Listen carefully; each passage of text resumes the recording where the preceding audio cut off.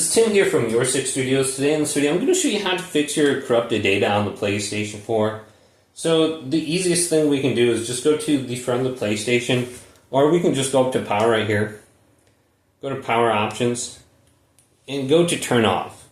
So we're going to reset this, restart it into the safe mode option, and we're going to want a little USB cable laying around.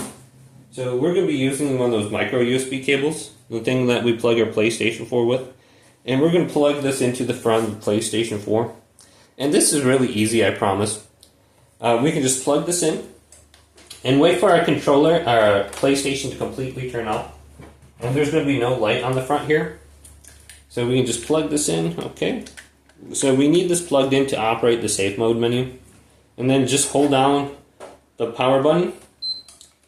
You'll hear one beep, and then you're going to hear another beep. Just wait like 5 to 10 seconds for that second beep, and then let go. Now what you want to do is go up the top here so we can see. And we need to press the PlayStation button on the controller to operate the safe mode menu now. And then it will reveal all the different settings under here. Now we want to go down to option number 5, rebuild database. So if we have any kind of hard drive issues where we have corrupted data, we can come into here and then go to OK. And this should fix your corrupted data so it works. Now your PlayStation 4 is going to restart.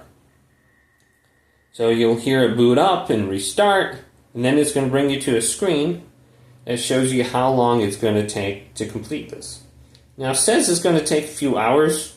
My experience, it only takes like 5 minutes, if that. So just wait for this to come up, and then when this screen completes, it's going to just restart your PlayStation 4, and that little corrupted data symbol by your games should go away.